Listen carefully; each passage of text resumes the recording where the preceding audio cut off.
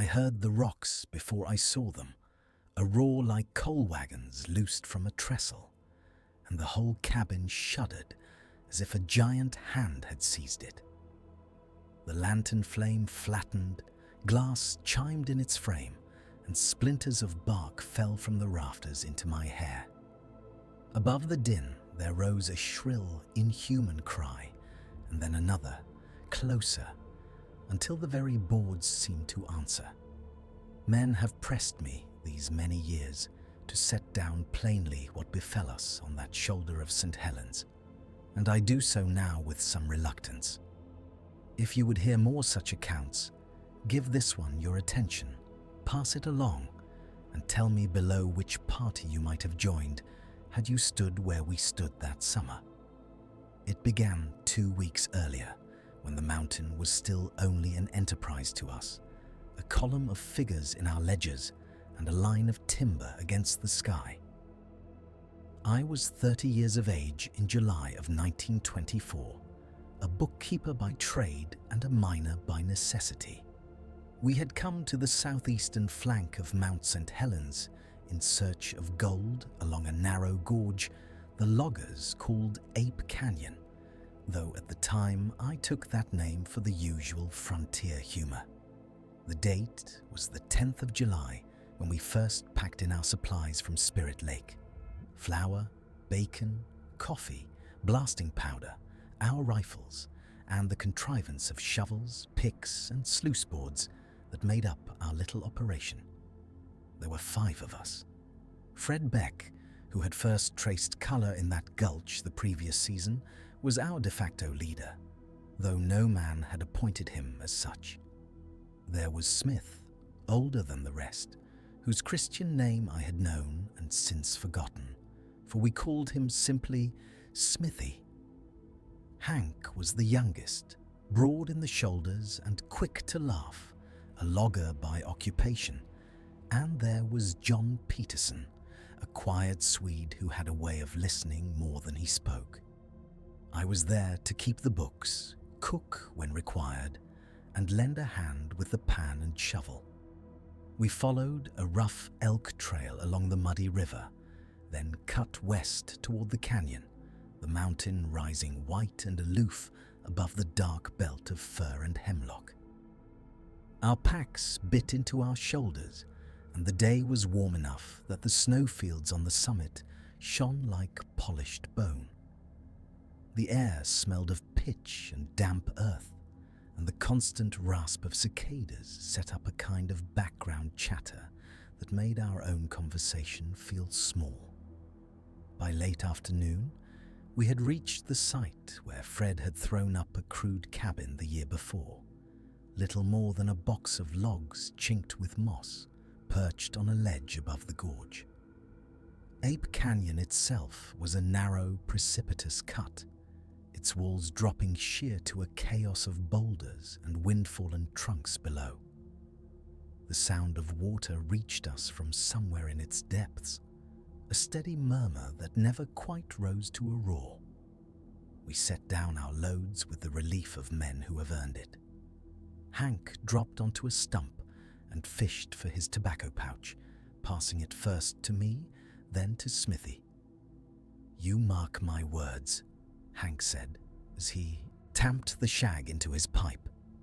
"We will strike a lead here that will make that old goat of a foreman in Castle Rock choke on his beans." Smithy laughed, a dry, rattling sound. "You will be lucky to find enough dust to buy yourself a new pair of boots, boy.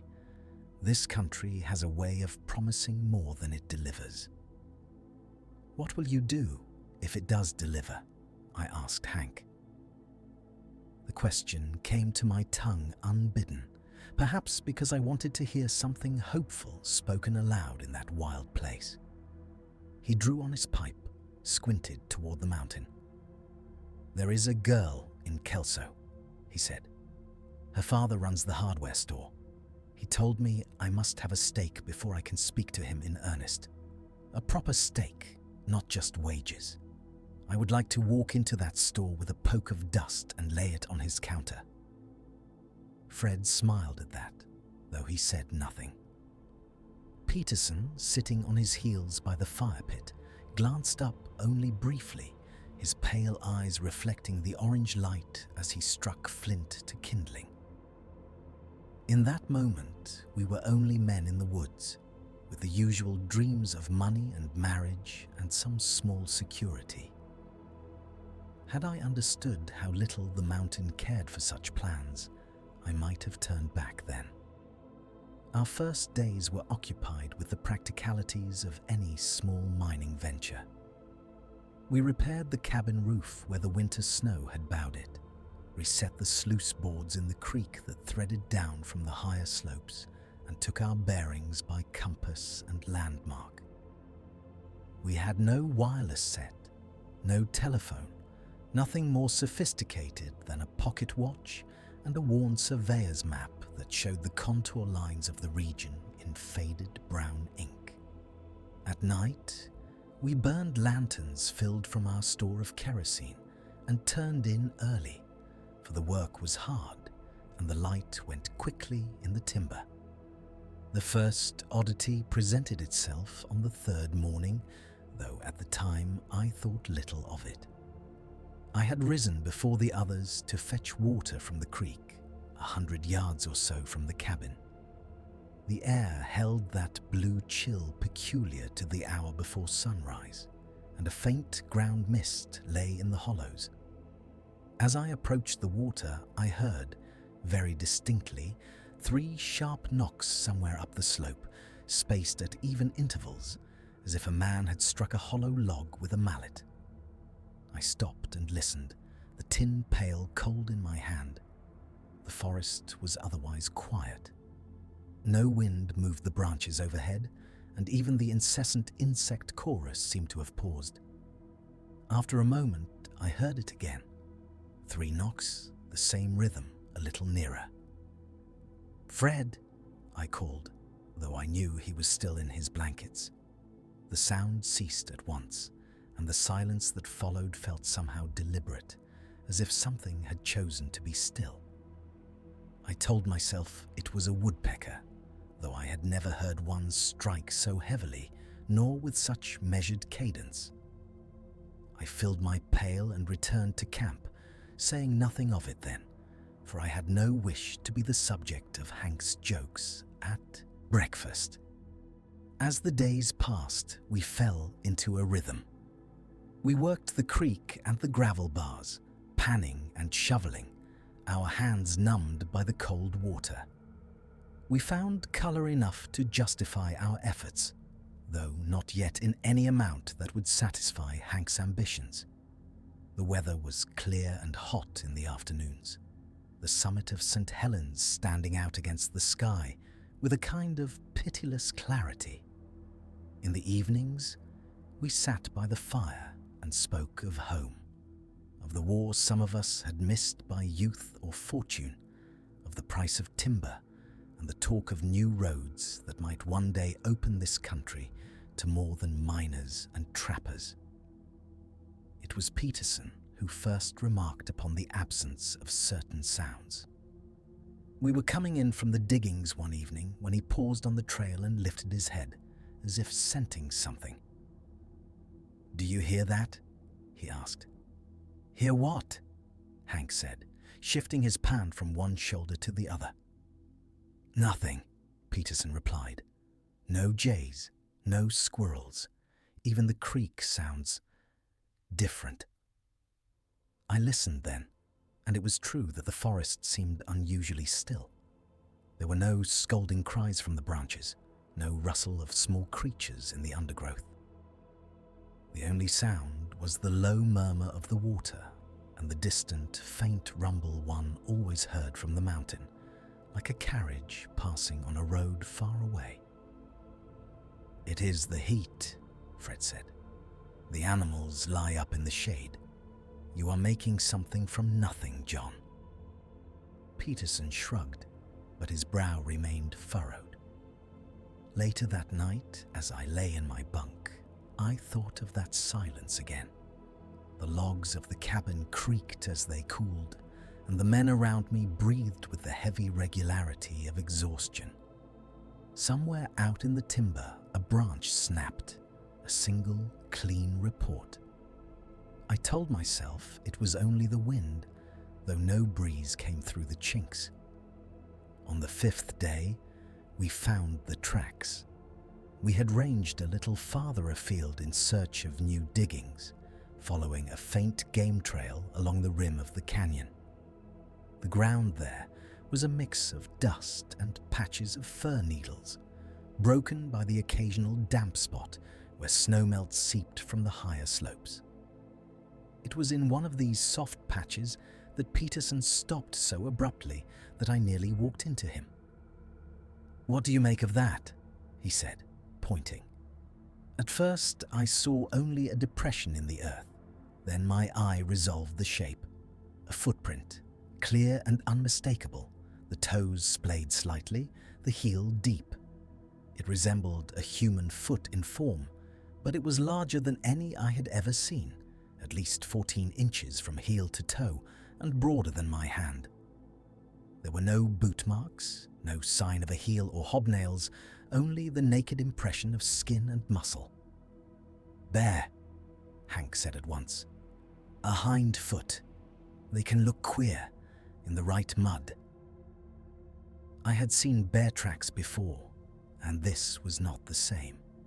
There were no claw marks, and the toes were too long, too distinct. Moreover, there was a second print a short distance away, and a third, forming a line that ran along the edge of the trail before vanishing where the ground became hard and dry. "Come now," Fred said, though his voice lacked conviction. "Some trapper from downriver, perhaps. A big fellow, or he has cut his boots strange." "Who would walk barefoot up here?" I asked. The notion seemed absurd. The ground was strewn with sharp stones and fallen branches, and the nights were cold enough that we were glad of our blankets. None of us answered. We followed the line of travel as best we could, but the prints soon vanished among the needles and roots. At last, Fred clapped his hands together as if to dispel some lingering unease. "We are not here to chase ghost feet," he said. "Let us see what the creek has to offer." We tried to laugh, and for a time the work drove the matter from our minds. Yet I found my thoughts returning to those tracks again and again, the way the toes had dug into the mud as if bearing great weight, the depth of the heel. That night the knocking began again, and this time the others heard it. It came shortly after we had banked the fire and retired to the cabin. The lantern burned low, casting a weak yellow circle that left the corners of the room in shadow. The air inside was warm and thick with the smell of sweat, damp wool, and smoke. I was drifting towards sleep when there sounded, from the timber above the cabin, 3 heavy blows, spaced with the same metronomic regularity I had heard by the creek. Hank sat up, his blanket falling to his waist. "What in the devil is that?" "Just a tree settling," Smithy muttered, though he too was awake now, his eyes glinting in the dim light. The knocks came again, closer this time. The sound was deep, resonant, as if something had struck a hollow log with a length of timber. The very air in the cabin seemed to vibrate with it. Fred rose and took down his rifle from the pegs by the door. "Likely some fool hunter playing tricks," he said, but his jaw was tight. He stepped out onto the small porch, and the rest of us, after a brief hesitation, followed. The night was clear, the stars sharp and cold above the black mass of the trees. The mountain loomed pale in the distance, its snowfields faintly luminous. For a moment, there was only the sound of the creek and our own breathing. Then, from the slope above, came a cry that froze the marrow in my bones. I have searched my memory for words to describe it, and none suffice. It was no wolf's howl, No cougar's scream, no elk's bugle. It rose from a low, guttural moan to a high, almost shrill pitch, carrying a sense of rage and something like grief.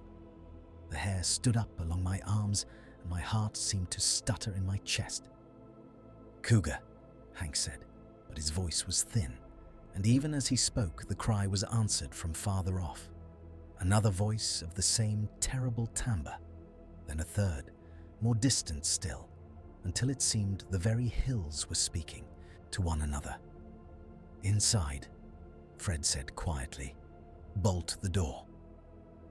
We did not argue. Once within, we barred the door with a stout timber and checked the shutters. The knocking did not resume that night, but the cries went on at intervals, sometimes closer, sometimes farther, until at last, toward dawn, they ceased, and a thin grey light began to seep through the chinks. No man slept much. In the morning, we spoke little of what we had heard, each of us offering feeble explanations we did not ourselves believe. Perhaps it was an elk with some affliction of the throat, or a pair of cougars calling in some strange fashion. The mind will grasp at any straw to keep the world within known bounds. The work that day was desultory. Our pans turned up only the usual dust, and the heat pressed down on us with a kind of oppressive weight. Once, as I bent to lift a shovelful of gravel, a rank, musky odour reached my nostrils, unlike any smell I could place. It was not the tang of bear or the sourness of unwashed men. It had a quality of decay, but not of rot, more as if some wild thing had passed by that did not belong to these woods. "Do you smell that?" I asked Peterson. He sniffed the air, his expression tightening. "Yes," he said. "I smelled it last night when we stood on the porch. I thought it was my imagination." We glanced up the slope, but saw nothing. The trees stood in their usual ranks, the shadows between them dark and impenetrable. As the days went on, the sense of being watched grew. It is a difficult thing to describe, for it is not any one sound or sight, but rather the accumulation of small impressions. The feeling of eyes on the back of one's neck, the way conversation falters without apparent cause, the sudden conviction, while alone at the creek, that one is not alone at all. We found more tracks, always in soft patches of earth or sand, never where they might be followed for long. Once we came upon a place where a deadfall log had been rolled aside, exposing the grubs beneath. The log was large enough that it would have taken 3 men to shift it, yet there were no marks of tools, only the same broad, naked prints in the disturbed soil. "Bears," Fred insisted, but his insistence had taken on a brittle edge. "They will stand and push with their forepaws. I have seen it myself." "Then where are the claw marks?" Peterson asked quietly. No one answered. The forest seemed to listen with us. It was on the 9th day that the thing occurred, which I cannot to this day explain by any natural means, and which marked in my mind the point at which our rational defenses truly began to crumble. We were repairing a section of sluice that had been undermined by the current. The afternoon was close and still, the sky a hard, pale blue. Hank was down in the creek bed, driving a stake, while I held the board in place. Fred and Smithy were some yards away, arguing mildly over the best way to divert a trickle of water, and Peterson had gone up to the cabin to fetch more nails. I remember that a fly had been tormenting me, lighting on my neck again and again. I raised a hand to swat it, and in that instant, a stone the size of my fist struck the ground between Hank and myself with such force that it buried itself halfway in the gravel, sending up a spray of water and pebbles. We both leapt back with involuntary cries. The stone had come from somewhere up the slope, for there was no cliff above us from which it could have fallen. I looked up at once, shading my eyes, but saw only the dark line of trees. "What in God's name?" Hank began, then broke off as another stone came, this one smaller, striking the sluice board and glancing off to land in the creek with a splash. "Fred!" I shouted. "Someone is throwing rocks!" Fred and Smithy ran toward us, rifles in hand. For a moment, there was only the sound of the water and our own breathing. Then, from the tree line, there came a rustling, as if something large moved among the branches, followed by a low, guttural sound that made my stomach clench. "Show yourself," Fred called. "You will find no sport here." The forest answered with silence. We stood there for a long minute, every sense straining. The air felt heavy, as if a storm were about to break, though the sky remained clear.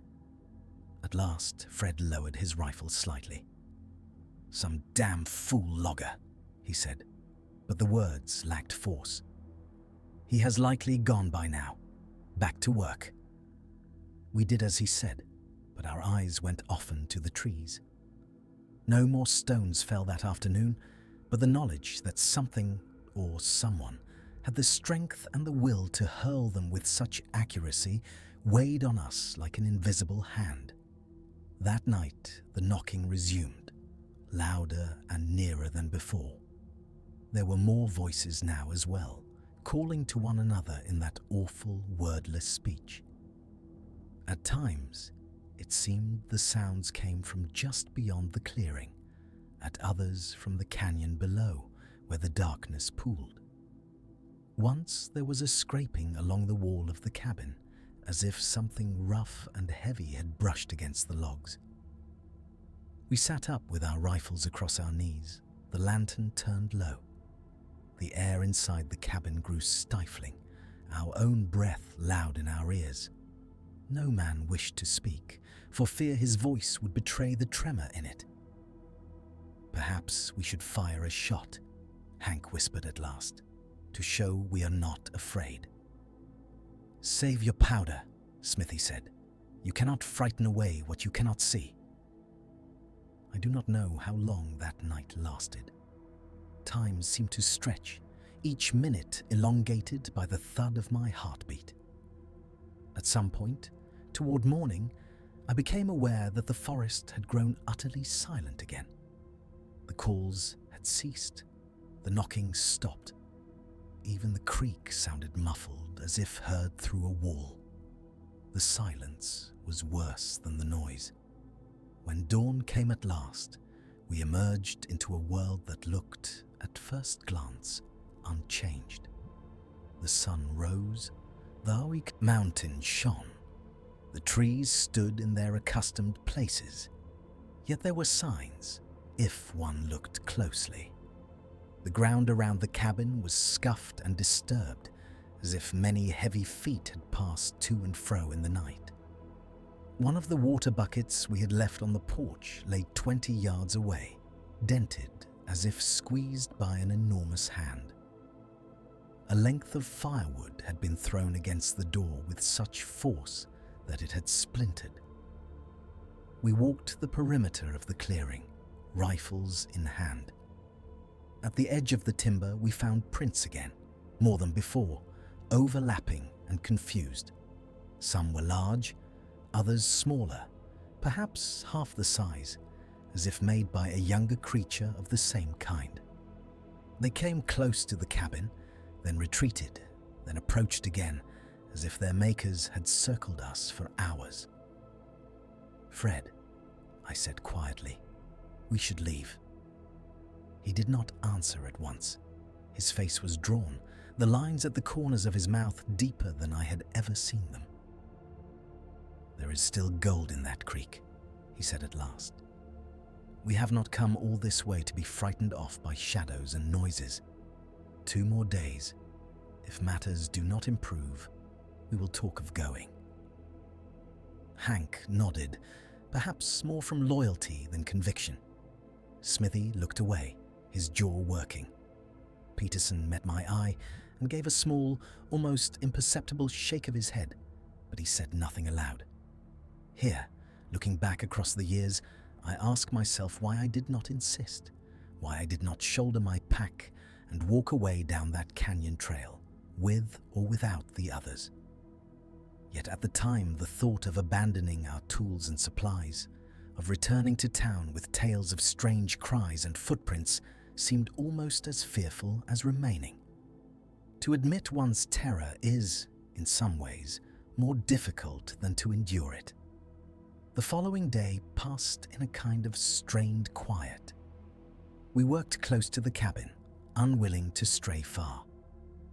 The sun was hot, but now and then a curious chill would pass through the air, a small, localized breeze that seemed to come from nowhere and go nowhere, leaving the skin prickled in its wake. Once, while I was bent over the sluice, a shadow fell across me, and I looked up sharply, expecting to see a cloud crossing the sun. The sky, however, was clear. The shadow had no visible source. At midday, we paused to eat. The simple act of chewing felt laborious, as if our jaws had forgotten their task. Conversation faltered, then died altogether.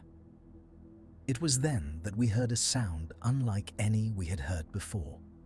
A long, drawn-out wail from the direction of the canyon, rising and falling in a pattern that suggested, horribly, some form of communication. "It is like they are speaking," Peterson murmured. "Do not say that," Hank snapped, more sharply than the remark warranted. He looked at his hands, as if surprised to find them trembling. The hours crawled. As evening approached, a thin veil of cloud drew over the sky, turning the light flat and grey. The forest seemed to press in upon us, the yew trees leaning closer, the spaces between them narrowing. We made our preparations for the night with more care than usual. We stacked extra firewood by the door, checked the shutters twice, and laid our rifles within arm's reach of our bunks. The lantern was trimmed and filled. Fred said little, his movements economical, as if he conserved his strength for something he did not name. Outside, the light faded. The creek's murmur grew louder in the relative quiet, or perhaps our nerves made it so. Somewhere in the distance, an owl called once, then was silent. The first stone struck the roof shortly after full dark. It landed with a heavy thud that made the whole structure shiver. Bits of bark and dust fell from the rafters. A second followed, then a third, each blow louder than the last, until it sounded as if some giant hailstorm had descended upon us, though the air outside remained dry. "They are trying to break through," Hank whispered, his eyes wide. "Hold your tongue," Smithy said, but his own face was pale. The bombardment continued, stones and perhaps logs hitting the roof and walls with tremendous force. The sound was deafening in the confined space. The lantern flame wavered, throwing wild shadows across the men's faces. Above the din we could hear, faintly at first, then more distinctly, the cries. Those same unearthly voices, now raised in what sounded like fury. I felt the boards beneath my feet tremble with each impact. The air was filled with dust and the smell of sap where the logs had splintered. Somewhere, glass broke. The small window at the rear, I think, and a cold draft knifed through the room. "Do we fire?" Hank shouted over the noise. "Wait until you see something," Fred answered. "We will not waste our shots on shadows." Even as he spoke, a long, hairy arm thrust itself through the gap where the window had been, groping blindly. The hand was enormous, the fingers thick and powerful, the hair dark and matted. It swept across the shelf where our tin plates lay, sending them clattering to the floor, then withdrew as Fred fired, the muzzle flash bright in the gloom. The report was deafening in the small space. For a heartbeat, there was a high, almost human scream from outside. Then the bombardment redoubled. The cabin rocked as if in a gale. A log shifted in the wall and a crack opened, through which a dark, glistening eye peered for a moment, reflecting the lantern light with a cold animal intelligence. I do not know how long that siege lasted. Time lost meaning in that chaos of noise and fear. We fired when we thought we saw movement through the cracks, though whether we hit anything I cannot say. The cries outside rose to a frenzy, then began slowly to recede, as if the assailants were drawing back. The stones fell less frequently, then ceased altogether. Silence rushed in to fill the void, a silence so profound that my ears rang with it. The lantern flickered, then steadied. Dust motes drifted in the air like tiny ghosts. "Are they gone?" Hank whispered. "For now," Fred said. His voice was hoarse. We did not sleep. We sat with our backs to the walls, rifles in our hands, and waited for the next onslaught. None came. Outside, the forest remained unnaturally quiet, as if every living thing held its breath. When the first light of dawn seeped through the chinks, it revealed a scene of wreckage. The roof was pitted and scarred, the moss stripped away in places to expose raw wood. The ground around the cabin was littered with stones and chunks of log, some of them far too heavy for any man to have thrown such a distance. The rear wall had been pushed inward slightly, the logs bowed, and the window frame was shattered. On the ground near the back corner, we found blood, dark, almost black in the morning light, spattered on the earth and smeared along a log. Nearby lay a tuft of coarse, dark hair, longer than any bear's I had seen, clotted at the ends. Hank picked it up with the tip of his knife, his hand shaking. "What in God's name is this?" he said. No one answered. The question was too large, and our minds too small to encompass it. "We are leaving," Fred said at last. His decisions seemed to come not from fear, though fear was there, but from some deeper recognition that we had trespassed upon a place that would not tolerate us further. "We will take only what we can carry. The rest can rot here for all I care." We moved with a kind of grim efficiency, stuffing our packs with the essentials: food, ammunition, a change of clothing, the small amount of gold dust we had accumulated. Tools were abandoned, the heavier gear left where it lay. The cabin, which had seemed such a refuge when we first arrived, now felt like a trap, its walls too thin, its roof too frail. As we made ready, I felt a curious lightness, as if some great weight had shifted. The decision to leave, once made, brought with it a sense of purpose. Survival, not profit, was now our only aim. We set out along the trail toward a spirit lake in single file, rifles at the ready. The forest closed around us, the trees tall and indifferent. The usual sounds of the woods had not yet returned. No birds called, no squirrels chattered. Our own footfalls and the creak of our packs seemed indecently loud. At first, there was no sign that we were followed. The trail wound through patches of sunlight and shadow, the air warming as the sun climbed. Now and then, I caught a whiff of that same rank odor, but when I glanced to either side, I saw nothing but trunks and undergrowth. It was perhaps an hour into our march that the first stone came, arcing out of the trees to land on the trail ahead of us with a thud. We halted at once, rifles swinging up. The stone lay there, inert, as if it had fallen from the sky. "Keep moving," Fred said. "Do not run. We will not give them the satisfaction." We obeyed, though every instinct cried out to flee. More stones came, some landing beside the trail, others striking branches overhead. None hit us, as if their purpose were not to injure, but to herd.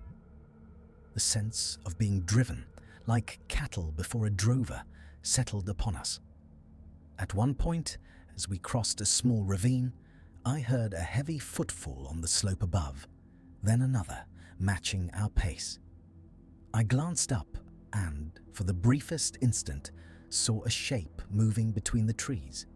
Tall, broad-shouldered, covered in dark hair, walking upright with a long, swinging stride.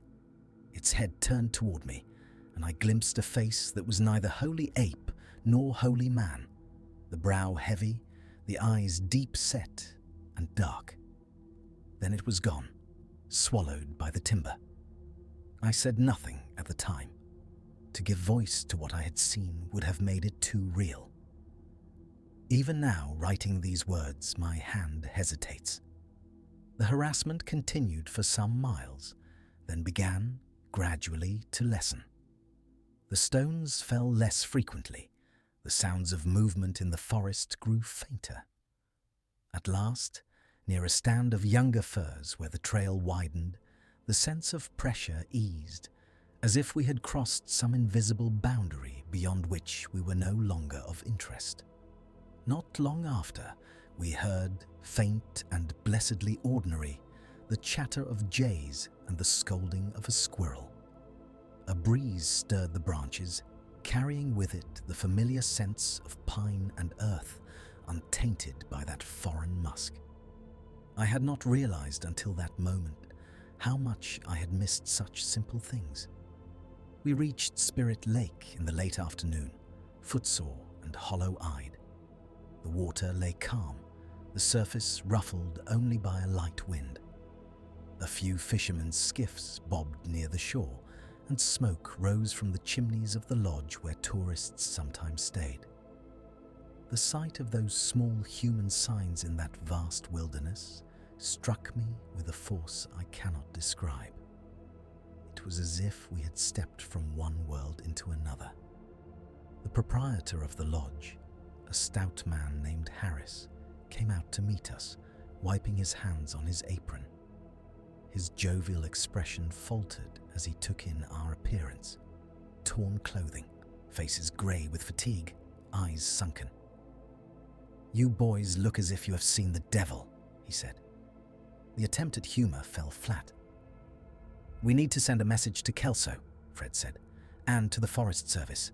There has been an incident." Over coffee in the dim interior of the lodge, we gave him a version of our story. Not the full truth, for even then we understood that to speak of ape-like creatures and voices in the night would invite only ridicule. We spoke instead of a band of hostile men, perhaps tramps or renegade Indians, who had attacked our cabin with stones and logs. Harris listened, his brows knit. "I have heard no talk of any such fellows in these parts," he said, "but I will see that your message goes out. You ought to speak to the rangers yourself when you get down. They will want to hear this." We stayed the night at the lodge, sleeping in proper beds for the first time in days. I lay awake for a long time, listening to the murmur of voices from the common room below, the occasional clatter of dishes, the ordinary sounds of civilized life. Yet even there, under a solid roof and within walls hung with framed photographs of fishermen and hunters, I could not entirely escape the memory of those cries and the feel of the cabin shuddering under the assault. In the days that followed, we made our way back to town. Word of our experience preceded us, carried by Harris's message and by our own strained faces. At the ranger station, we gave a formal statement, this time with a government man taking notes in a neat, precise hand. Again, we spoke of men, not beasts. We described the stones, the voices, the damage to the cabin. Could they have been bootleggers? The ranger asked. There are some who use the backcountry for their trade. They do not like visitors. Perhaps, Fred said. He did not meet my eye. The ranger nodded, clearly relieved to have a familiar category into which to place our tale. We will send a party up to look things over, he said. In the meantime, I suggest you stay away from that canyon. We agreed readily enough. In the weeks that followed, newspapers in the region carried brief accounts of what they termed the Ape Canyon attack, though the term ape was used more for its sensational value than from any belief in such creatures. Some articles hinted that we had been the victims of a prank by local youths. Others suggested that we had misinterpreted the actions of bears or other wildlife, our imaginations inflamed by isolation. The official report filed by the Forest Service made no mention of footprints or inhuman cries. It spoke instead of unknown assailants and recommended that prospectors in the area travel armed and in groups. The tuft of hair and the bloodied log we had pointed out to the rangers were noted only in passing, with the implication that they likely came from a wounded bear. Privately, among ourselves, we spoke more freely, though even then there were things we did not say. In the back room of a tavern in Kelso, over glasses of cheap whiskey, Hank would lower his voice and describe again the arm thrust through the window, the hand groping in the lamplight. Peterson would mention, in his measured way, the intelligence he had seen in that eye at the crack in the wall. "Do you think they were men?" I asked him once, months after our return. He considered for a long moment, his gaze fixed on some point beyond the tavern wall. "No," he said at last. "And yes, I think they were something that stands between, something that has watched us for a very long time. We never went back to Ape Canyon. Others did, of course. The lure of gold is strong, and there are always those who believe themselves braver or more fortunate than the last man. Now and then, I would hear a rumor in town. A hunter who spoke of strange cries on the mountain, a logger who found tracks in the snow that no bear had made. Such tales were usually met with laughter, and I learned to hold my tongue. The years turned. I married, took a position in an office in Portland, and tried to put the wilderness behind me. Yet the memory of those nights on the mountain did not fade as I had expected. Instead, it settled into me like a stone in a riverbed, altering the current of my thoughts in ways subtle and profound. There were times, even in the heart of the city, when a certain sound would bring it all back with startling clarity. Once, walking home late along a quiet street, I heard 3 knocks in quick succession.